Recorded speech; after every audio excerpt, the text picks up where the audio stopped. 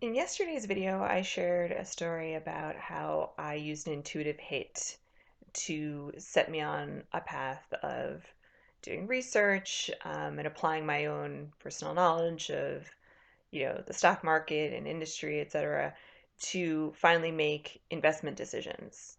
And it wasn't, a straight sort of one-to-one of tuned in and immediately got this is what you should invest in, this is when you should invest, and go forth.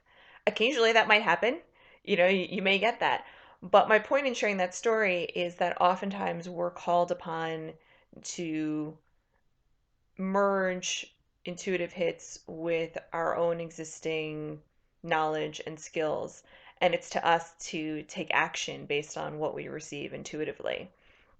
So we've talked a lot about you get a vision of something, you look at the current reality, that sets a structural tension of, okay, obviously these two are not the same. This is the vision, this is the current reality. They're not the same.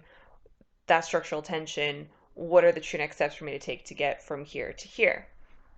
But the point is also that, intuition can tell us answers that we would not normally get, not things that our rational mind would be able to figure out. But there is still work to be done oftentimes. So yesterday's video, in it I mentioned, oftentimes intuition is breadcrumbs. You don't get the full picture. Often, you get enough. You get what you need to know right now. And our job is to hold on to that breadcrumb, get to the next one, to the next one, to the next one, to the next one. That's what those true next steps are, to get from the current reality to the vision. Oftentimes it's not one step, you go from one to the next, one breadcrumb to another, until you reach the vision. That's the creative process.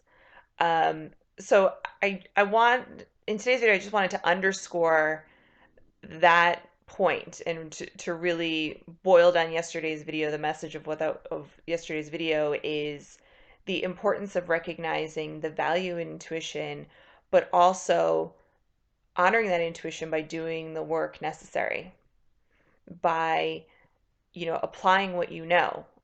Intuition, the use of intuition does not exclude the use of our rational minds, nor should it. There is value in what we know. There is value in our abilities beyond tuning into intuition, and we are meant to merge the two together.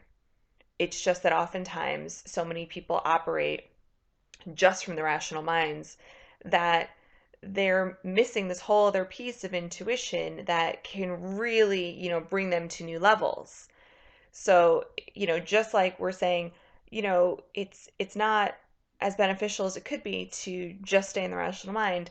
Equally, you're not going to get everything you could from just intuition necessarily. You need to bridge the two of them together. The sum of the parts here is far greater than the individual parts. Um, so just to wrap up the week here, I wanted to leave you with that. We've talked a lot this week about specific, concrete, real world examples of instances where intuition can be used in your work life. We talked about conflict resolution, whether that be, in the office or in personal relationships. We talked about using intuition to tune into other parties beyond yourself, beyond, what's going on for you, or what's your vision for your career or your business, whether it be tuning into potential business partners or potential investments.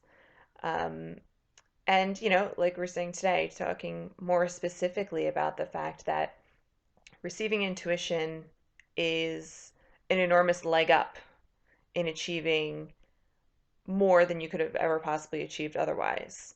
But it still requires you to apply your own knowledge, your own skills. It still requires you to make an effort to take action to do the work. So, with that, I'll wrap up this week. Thank you so much for tuning in. Watch for the Sunday Inspiration this weekend, and please Feel free to send in any questions or comments. I really enjoy receiving them. And I will see you on Monday for the next video. Have a good weekend.